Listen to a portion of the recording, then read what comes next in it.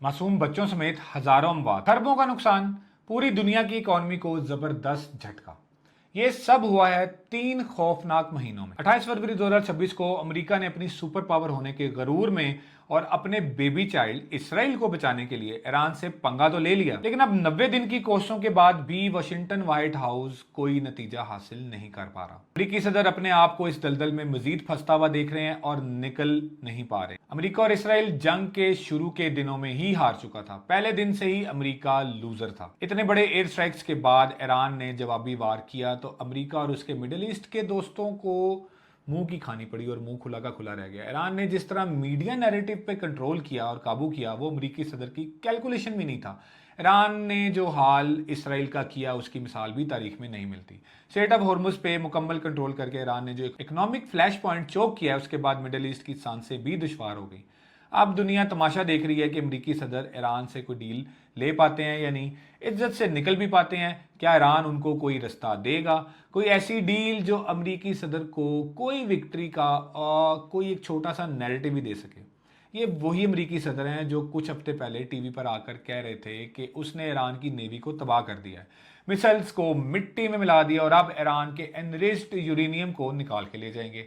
आज वो इंसान किसी तरह इस जंग से जान छुड़वाना चाहता है, भीख मांग रहा है। ट्रंप ने सोचा होगा कि पीछे हटने के इशारे से ईरान खुश हो जाएगा और डील कर लेगा, लेकिन लाखों कोशिशों के बावजूद ट्रंप को कोई ऐसी डील नहीं मिल पा रही जो उसे विनर दिखा सके या अमेरिका के लिए कोई छोटी सी जीत साबित हो सके। उधर ईरान अपने ही किसी मूड में चलता जा रहा है।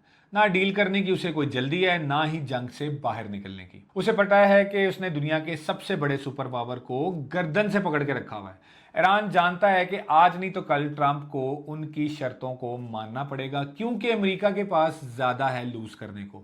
तो ईरान को बस इंतजार करना है। हर बार जब अमेरिका से कोई अनाउंसमेंट आती है कि डील होने वाली है, ईरान फौरन उसका काउंटर रिस्पॉन्स दे देता है कि भाई ऐसी कोई चीज नहीं हो रही है। और तो और ईरान की स्टेट मीडिया ने भी डील की कुछ टर्म जो हैं वो लीक करना शुरू कर दी हैं, लेकिन उनकी तरफ से भी ये बात नहीं आती है कि ये डील फाइनल होने वाली है। ये सब अमेरिका के ट्रंप हामी मीडिया हाउसेस इधर उधर की डील फाइनल होने की बातें कर रहे हैं, जिसको अब कोई भी सीरियस नहीं लेता है। बस स्टॉक मार्केट के लिए या उसके खुलने से पहले पीस डील का कोई शोशा छोड़ दिया जाता है और मार्केट को पंप करने के लिए कोशिश की जाती है, पर असल में कोई डील नहीं हो पा रही। जो पीस डील के नेगोशिएटर्स हैं वो खुद ईरानियंस को कह रहे हैं कि जरा अमेरिकी सदर के सोशल मीडिया को सीरियस ना लें, आप हमसे बात करें, क्योंकि सोशल मीडिया ट्वीट्स और जो बयानात हैं वो बस अमेरिकी डोमेस्टिक कंजम्पशन के लिए हैं, सो आप उसकी टेंशन ना लें। अमेरिकी सदर के मेक अमेरिका ग्रेट अगेन के सपोर्टर्स सब जानना चाहते हैं कि अमेरिका को इस जंग में क्या मिला, और इस चीज का जवाब तो अभी तक अमेरिकी सदर को भी नहीं मिल सका। ऊपर से अमेरिका के जो मिड टर्म इलेक्शंस हैं वो सर के ऊपर हैं। यूएस ईरान की डील के अंदर एक बात क्लियर होना बहुत जरूरी है कि जिस चीज पर बातचीत चल रही है वो कोई फाइनल डील नहीं है, बल्कि एक ड्राफ्ट है। 60 डेज मेमोरेंडम ऑफ अंडरस्टैंडिंग है। सीज फायर का सिर्फ एक एक्सटेंशन का फ्रेमवर्क है और मई के आखिर तक अभी तक इस फ्रेमवर्क पे भी कोई बात फाइनल नहीं हो पा रही है। तो जब असल डील होगी या नहीं होगी, उस पर कितना टाइम लगेगा ये कोई भी नहीं जानता। अब इस फ्रेमवर्क पर भी बहुत सारे स्टोरीज हैं वो मार्केट में आ रही हैं, लेकिन बेसिक्स जो अभी तक हमारी समझ में आया है वो ये है कि चलो पहले सीज फायर को एक्सटेंड कर लेते हैं, फिर कोई बड़ी डील की बात करेंगे। मतलब ये कि पहला जो उसका पॉइंट चल रहा है वो ये है कि हार्मोज स्ट्रेट पर अनरिस्ट्रिक्टेड जो है वो शिपिंग होनी चाहिए। यहाँ ईरान कह रहा है कि हम कोई टूल टैक्स नहीं लेंगे शिप्स के आने जाने पर मैनेजमेंट फीस तो लगा सकते हैं। यूएस नेवल ब्लॉकेड को हटाने की बात की जा रही है ताकि शिपिंग को नॉर्मलाइज किया जा सके। ईरान के फ्रोजन एसेट्स को रिलीज करने की बात हो रही है। ईरान कहता है कि चलो बिस्मिल्लाह करो, थोड़े से हमारे कोई $12 बिलियन के एसेट्स जो है उनको रिलीज करो।